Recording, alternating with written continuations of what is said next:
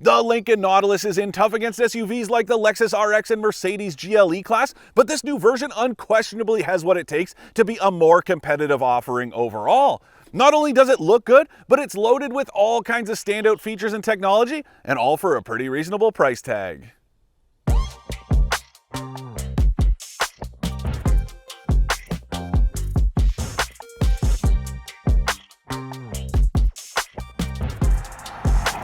For more expert car reviews, don't forget to share our channel and subscribe so you can catch some of this and maybe even a little of that. Look, right off the top, I want to give Lincoln credit for making this thing feel like more than a fancy Ford. Although I will say it doesn't feel quite as luxurious as the GLE class or the BMW X5 are capable of. Yeah, it's kind of similar to the Lexus RX, which leads the segment in sales. So maybe Lincoln is on to something here, but compared to the last version, which really did feel like a Ford Edge with a few extra features and some nicer materials inside, this is a serious step up. This thing's also quite a bit cheaper than its key competitors, especially those European ones. So there's only one trim in Canada, the Reserve, although there's a bit of a sneaky strategy going on here because you can add packages to it that cost as much as 13 grand. And that to me seems a lot like another trim by a different name. I mean, when you're talking about adding that much money and this many features, well, you may as well call it a new trim altogether. But if you take a look at it, it starts at about 64 grand here in Canada. And then even with all the options and extras that this one I'm driving has, it's only about 82 grand before tax. And that's about the same price that the GLE class starts at. So just give that a little bit of a think, because even that one, it's going to need a lot of options and extras to feel competitive with this version of the Nautilus that I'm driving. So Lincoln has been pretty aggressive with its pricing strategy, especially here in Canada. Now, when it comes to some of the stuff that sets the Nautilus apart, some of it is standard, including this massive dash-wide screen.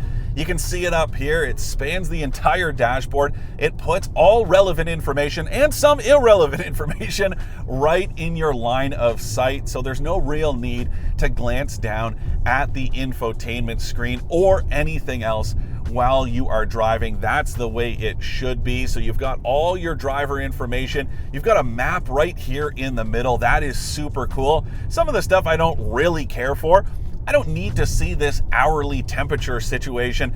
It's kind of cool that it updates as you move through different areas. It will change with the location, but other than that, it just seems like it's there for the sake of it. And the same is true for some of the features here in this infotainment system.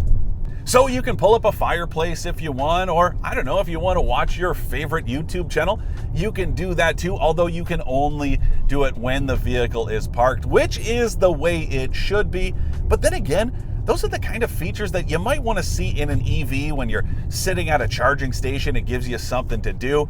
In a gas-powered vehicle like this one, I don't really see the point other than giving you something to show off to your friends and family. But like I said, lots of other features. Again, some of them are standard. You get heated and ventilated front seats, a heated steering wheel, built-in Wi-Fi hotspot, all kinds of advanced driver aids. And then those upgrade packages only make the feature count even more impressive. So you get either a 14 or 28 speaker stereo, heated rear seats, this big panoramic sunroof, and of course, hands-free highway assistance through Ford's BlueCruise system. We'll get to that a little bit later on.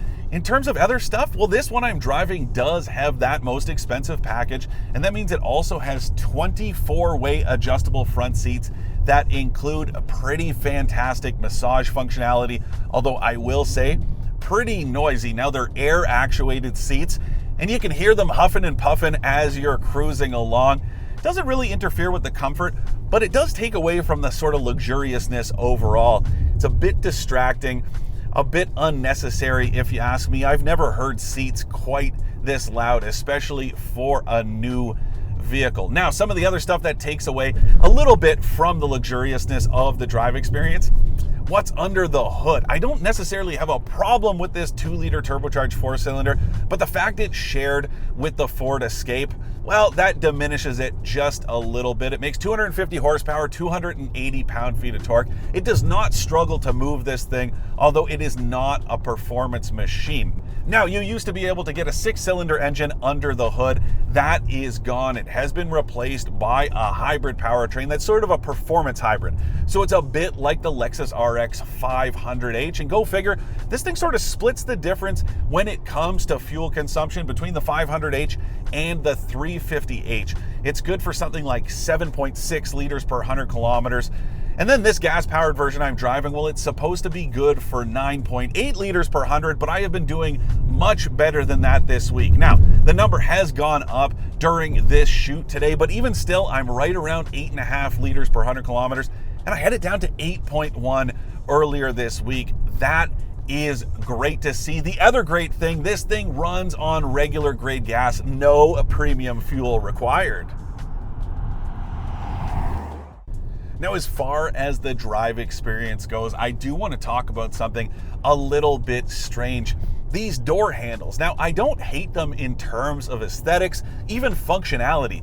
They're kind of cool that they're up high on the belt line instead of lower down on the doors like you might expect. But the trouble is when you are behind the wheel, they are constantly in your peripheral vision. Maybe it's something that you get used to over time, but all this week, I still can't quite get over the fact that I can just see them out of the corners of my eyes. And it only gets worse when you're checking your mirrors, which of course you should be doing quite frequently when you are on the road.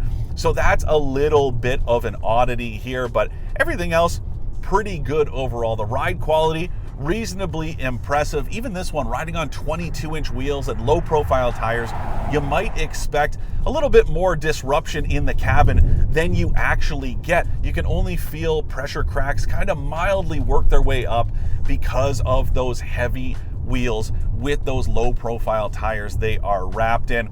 Another problem, this steering setup, pretty over boosted, and this steering wheel, it's got this really strange oblong shape to it that I don't love, and you'll really notice it when you're going from lock to lock and really rotating the wheel. You can feel how kind of strange it is compared to anything else out there this side of one of those steering yokes. So that's another area of adjustment, but everything else is pretty on point, including the room in here. It's nice and spacious. 4 adults will fit just fine, including with their stuff. This cargo hold, it's a nice big empty box, exactly what you want to see when you open the tailgate. Officially by the numbers, there's 997 liters, so plenty of space overall. Lots of room for luggage or golf clubs, whatever you want to throw in the back of this thing. It can swallow it, no problem. And of course, you can fold those seats down if you need to. A little bit more room for stuff. So let's talk a bit about BlueCruise, and as you can see, I am BlueCruising right now. I have no hands on the wheel. I can go ahead, adjust the speed of the adaptive cruise control system, and it works pretty flawlessly. I have had no issues with it. That's a common theme with this system from Ford and Lincoln. Really well executed. Yes, you have to keep your eyes on the road. There's a camera here on the steering column that's going to keep an eye on you. I like it because you cannot manipulate this system. Unlike some out there where you can put a little weight on the steering wheel and then you don't have to drive with both hands because you've tricked it. Well, this thing, it's actually hands-free, and it knows if you are not looking, and if you're not looking for long enough, it will deactivate the system. I love that, and I just love how well it works. It's only on pre-map stretches of highway, yes. More are coming online as time goes on, but it is a very well executed system overall, and it's just one more thing that sets the Nautilus apart from the competition. To recap, I like the smooth ride, easy efficiency, and elevated features of the Lincoln Nautilus. I don't like the packaging strategy, the weird shape of the steering wheel, or how overboosted the steering system is overall. As far as upping its game goes, this new Nautilus has taken some serious steps forward. No, it isn't perfect, but it finally has the looks and luxury to make this an appealing alternative to the usual suspects in the segment.